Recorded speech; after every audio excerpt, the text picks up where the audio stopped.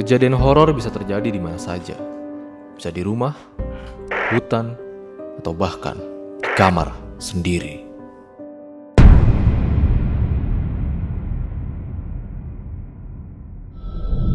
Kembali lagi bersama gue Fajar Ditya. Kali ini di Scary Tale Season 3.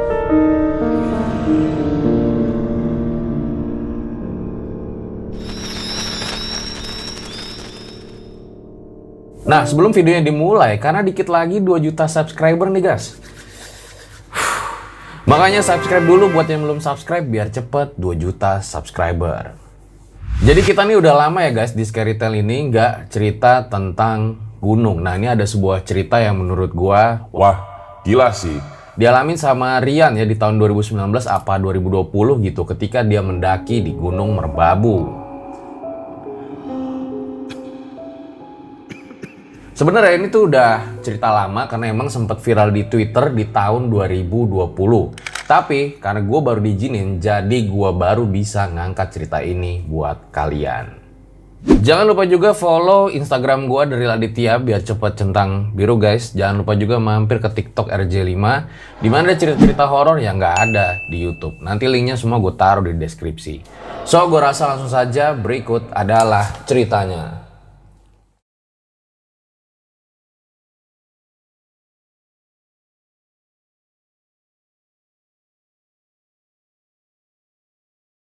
Kejadian ini dialamin sama Rian ya, sama 4 orang temannya nih. Ada Rama, Aris, Arya, sama Rohman. Ketika mereka melakukan pendakian ke Gunung Merbabu. Wah, cowok semua nih.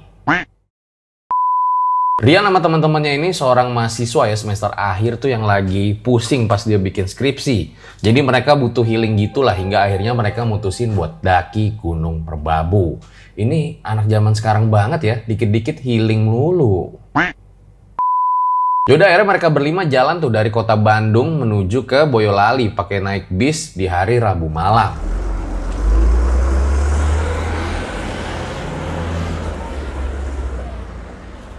Bisnya sendiri tuh cukup besar ya dan nyaman karena emang ada selimut dan juga bantalnya. Kayaknya sih bis eksekutif ini. Biasanya ya Rian ini tuh selalu tidur kalau naik bis, tapi pada malam itu dia nggak bisa tidur. Hingga jam 1 malam nih, karena Rian belum bisa tidur, dia coba tuh lihat ke arah luar jendela. Di sepanjang jalan masih kelihatan tuh lampu-lampu pemukiman ya, tapi walau rada jarang juga. Hingga akhirnya bis ini mulai memasuki area hutan.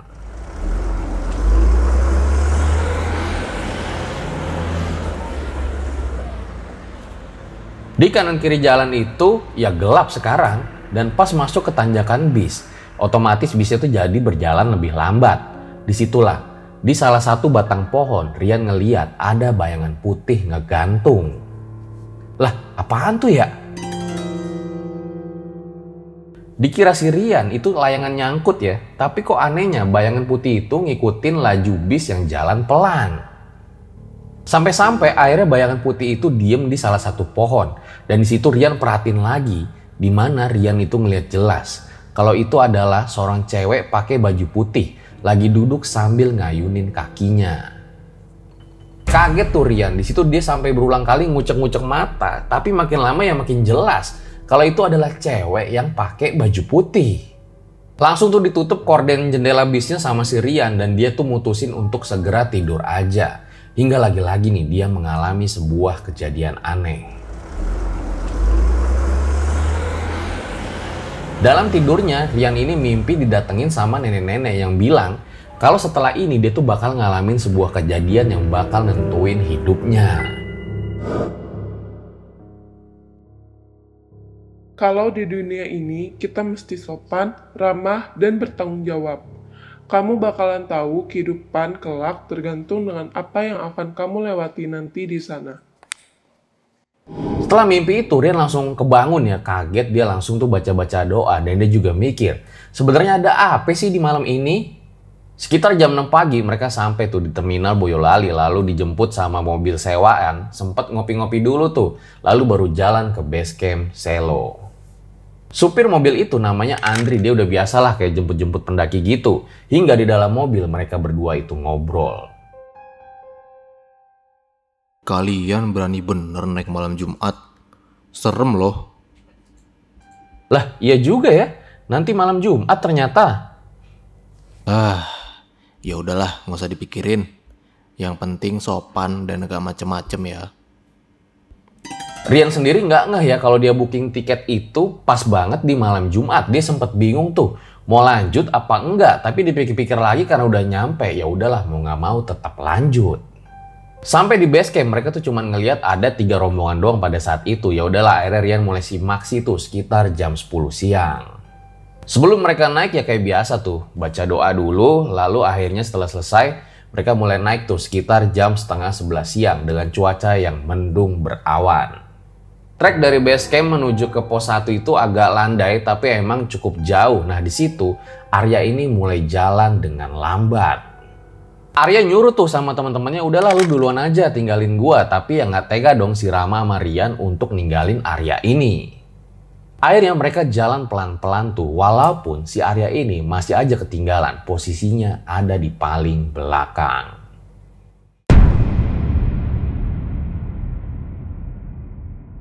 Buat kalian yang punya pengalaman horor nyata, bisa kirim cerita kalian ke email rjl5 atau DM Instagram rjl5.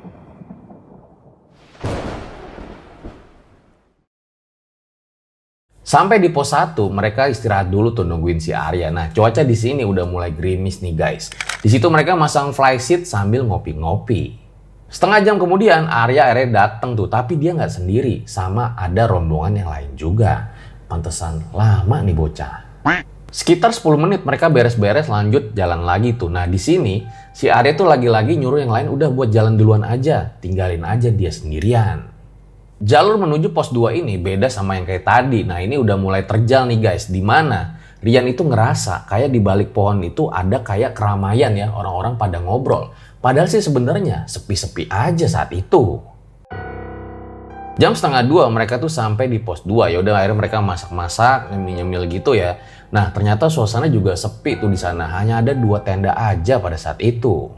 Mereka sempat disapa sama Rian ya, tapi mereka itu hanya cuek aja. Lalu, Aris pun mulai mengejek Rian.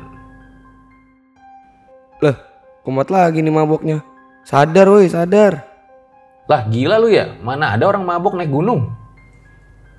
Jadi maksudnya guys, kalau misalnya Rian sama Rama ini udah mulai ngeliat hal-hal aneh, biasanya teman-temannya itu pada ngejek kalau mereka udah mulai mabok lagi. Emang karena Rian sama Rama itu bisa dibilang sensitif ya terhadap hal-hal seperti itu. Sekitar 45 menit akhirnya si Arya baru muncul tuh. Ya udah akhirnya mereka mulai makan siang sama-sama. Jalur dari pos 2 menuju pos 3 itu cukup terbuka, nggak banyak pohon rimbun. Tapi sayangnya nih, hujan kabut itu mulai turun hingga jarak pandang mulai terbatas. Mereka berjalan pelan-pelan ya guys, supaya selamat. Hingga akhirnya tuh nggak tahu ya berapa lama, mereka sampai juga tuh di pos 3. Dan disitulah mereka istirahat. Baru aja duduk, si Rian malah ngeliat ada monyet tapi ukuran itu lebih besar dari monyet yang biasa dia lihat. Rian kaget karena ternyata hanya dia yang melihat monyet itu sendirian. Sementara teman-teman yang lain tuh nggak ada yang lihat, termasuk si Rama. Monyet itu mondar-mandir dan nggak lama dia hilang. Apaan lagi dah tuh? Tapi Rian tetap positive thinking aja ya. Dia pikir dia lagi halu. Setelah cukup lama istirahat, akhirnya mereka lanjut lagi nih guys, jalan ke pos 4. Dimana jalur yang mereka lewatin ini lumayan curam ya dan menguras tenaga. Mereka sampai di Sabana 1 tuh sekitar jam 4 sore, disusul sama Arya sama Rama 1 jam kemudian. Karena emang mereka sempat terpisah. Setelah diskusi nih dan berunding gitulah, akhirnya mereka putusin tuh buat ngecamp aja nanti di Sabana 2. Ya udahlah, mereka pun mulai lanjut jalan lagi. Ternyata di Sabana 2 guys, suasana itu cukup sepi. Cuman ada 1 tenda doang. Ya udahlah, akhirnya mereka nyari-nyari tuh di mana tenda mau dibangun. Akhirnya dapat nih di bawah semak-semak, tujuannya buat ngehalau angin di malam hari. Mereka langsung bangun tuh 2 tenda. Nah saat bangun tenda, Rian tiba-tiba ngerasa nggak enak aja gitu ya. Dia dengar ada suara tuh dari balik semak-semak. Tapi pas dilihat nggak ada siapa-siapa di sana. Setelahnya Rian ini langsung jemur baju yang emang basah karena hujan. Tapi pas dia lagi jemur, Rian kaget Dia ngeliat ada cewek yang mirip saat di bis berangkat kemarin. Cewek itu berdiri membelakangi Rian. Oh, ini masih sore loh mbak, udah muncul aja sih. Rian buru-buru tuh gantung pakaiannya, lalu dia lari tuh sekencang-kencangnya ke tenda. Karena emang Rian ini sebenarnya penakut, dia sok berani aja tuh tadi. Rian masih coba tuh buat positive thinking aja ya, hingga akhirnya dia pas di tenda itu makan-makan, bercanda-canda sama yang lain. Nah, saat bercanda-canda ini, tiba-tiba mereka semua itu dengar ada suara rintihan. Hingga akhirnya mereka semua tuh pada kabur masuk ke dalam tenda.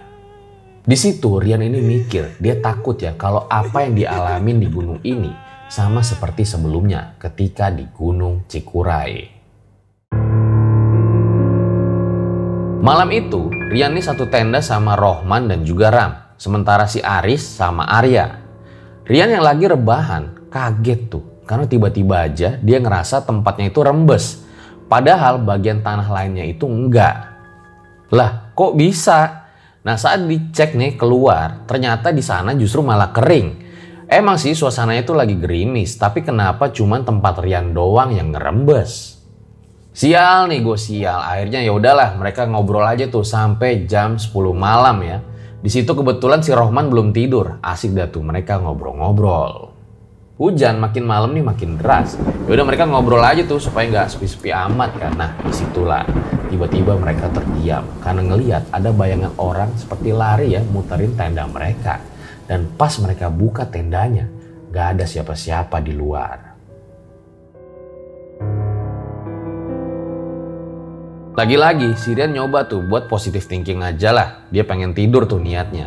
Tapi setiap dia menjemin mata, entah kenapa selalu muncul tuh bayangan cewek itu di depannya. Rian gak bisa tidur ya, dia mulai ketakutan tuh. Untungnya Rohman kebangun juga. Di saat mereka berusaha buat tidur, mereka malah ngedengar ada suara obrolan dari arah luar tenda. Yang lama-lama berubah jadi suara tawa yang bikin ngeri banget. Sepertinya ini akan jadi malam yang panjang bagi Rian.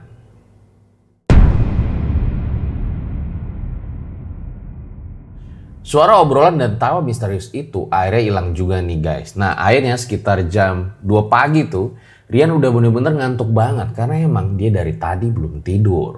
Nah di sini nih guys, dimana antara sadar dan nggak sadar ya, Rian itu tiba-tiba ngedengar kayak ada suara bantingan kenceng banget, alat masak sama alat makan.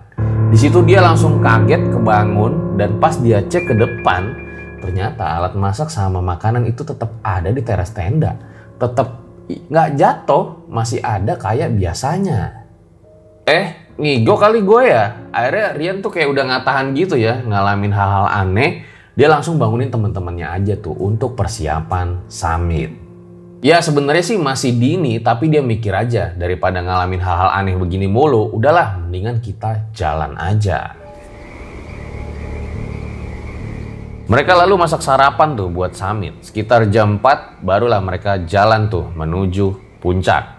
Mereka juga ketemu sama beberapa rombongan ya, lumayan banyak, di mana ternyata mereka itu ngecamp di Sabana 1. Perjalanan menuju puncak perlu waktu sekitar 1 jam, hingga akhirnya nih ketika fajar sudah menyingsing, mereka sampai juga tuh di puncak Genteng Songo. Mereka nikmatin tuh keindahan yang ada di Gunung Merbabu, tapi lagi-lagi aneh nih di situ Rian dan temen-temennya gak ketemu sama rombongan yang tadi. Loh harusnya kan kalau rombongan itu ke puncak ya ketemu sama mereka, dan kalau misalnya turun ya ngelewatin mereka lagi. Oh mungkin ke puncak yang lain kali ya, pikir si Rian saat itu. Gak lama setelahnya mereka lanjut lagi tuh jalan ke puncak Syarif ya, sekitar 1 jaman lah. Dengan kondisi jalan yang cukup terjal, dan gak lama mereka pun sampai di puncak tersebut. Lagi-lagi nih pas sampai puncak, bukannya gimana-gimana, si Rian malah terkejut karena mereka gak lihat ada rombongan yang tadi. Loh ini sebenarnya orang-orang tuh pada kemana coba? Ya udahlah, si Rian gak mau mikirin itu, dia nikmatin aja tuh suasana di puncak Merbabu karena emang kan perjalanan yang cukup jauh. Sekitar jam 8 pagi akhirnya mereka mutusin buat turun tuh lewat Genteng Songo lagi. Nah di situ ternyata mereka baru ketemu sama rombongan yang lain. Sampai tenda mereka jam 11 siang, mereka istirahat dulu karena emang udah capek banget dan baru turun sekitar jam setengah 4 sore. Di perjalanan turun, awalnya sih aman-aman aja hingga ketika sampai di hutan pos 2. Rian ini tiba-tiba ngerasa badannya tuh kayak panas gitu loh, hingga akhirnya dia minta tolong sama si Rama. Setelah agak mendingan, mereka lanjut jalan lagi. Saat itu suasana udah gelap ya, karena emang udah malam. Rian itu tiba-tiba dikagetin dong dengan munculnya bayangan putih dari satu pohon ke pohon yang lain. Dan ternyata setelah diperhatiin lagi, itu adalah pocong. Tapi wajahnya tuh nggak jelas. Rian kaget ya, dia langsung ngasih aba-aba ke temen-temennya supaya jalan lebih cepat. Tapi masalah nggak sampai di situ. Nggak lama mereka tuh justru nemu jalur yang bercabang. Rian bingung tuh, loh kok tiba-tiba jalurnya ada 2, gue harus milih yang mana nih? Yaudah akhirnya mereka diskusi itu dan akhirnya mereka milih jalur yang kanan. Karena menurut mereka kalau jalur kiri itu pasti ke arah jurang. Mereka jalan tuh ya kayak biasa aja, ngobrol-ngobrol gitu ya supaya nggak sepi-sepi amat lah pada saat itu sekitar jam 7 malam.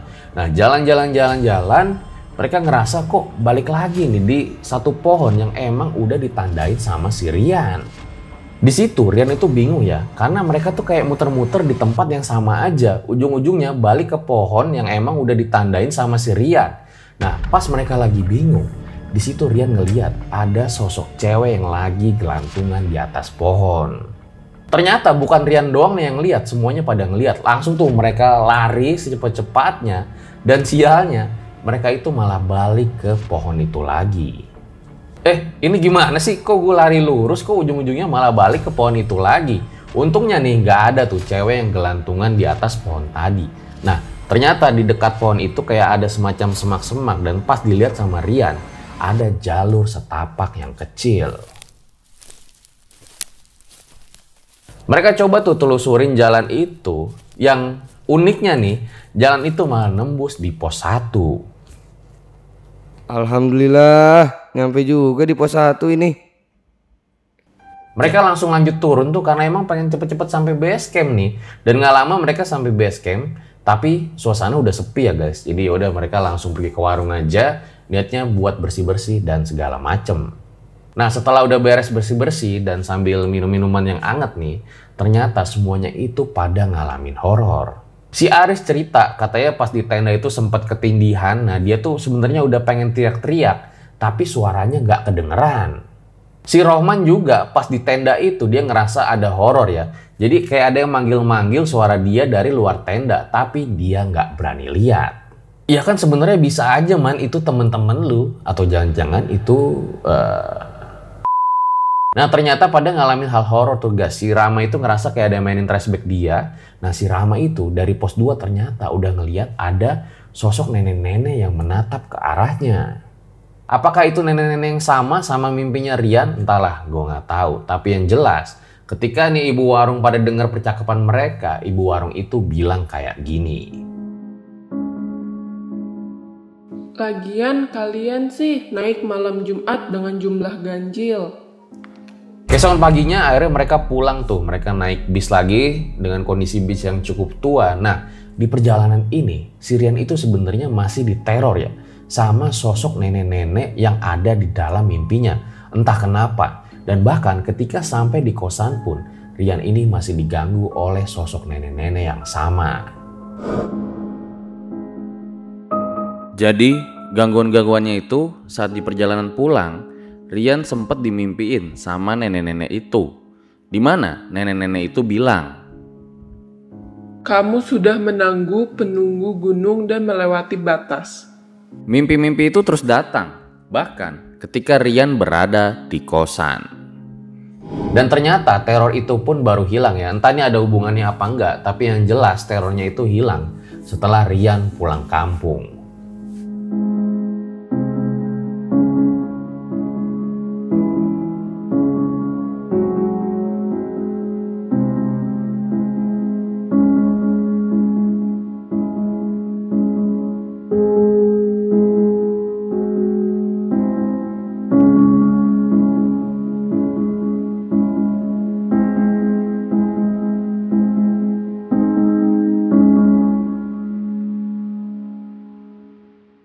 Itu dia guys, sebuah kisah horor dialamin oleh Rian. Dimana sebetulnya kisah horor itu nggak harus ada di gunung doang ya. Bisa di mall, bisa di kantor, bisa di sekolah, bahkan bisa di rumah sendiri. Dan kisah horor itu nggak harus dialamin sama semua orang ya. Bisa aja nih, misalnya kita nggak pengen ngalamin horor, tahu-tahu malah ngalamin horor. Siapa dari kalian yang belum pernah ngalamin horor sama sekali? Boleh dong komen di bawah. Gue rasa cukup demikian ya episode pada kali ini. Makasih buat Efek Kiranti yang udah ngizinin gue bacain kisah ini. Jangan lupa juga follow IG gue nih, The Real Aditya. Biar cepet centang biru guys, sama follow TikTok gue juga nih, The Real Aditya. Gue Fajar Aditya, RJ5 undur diri. Ciao.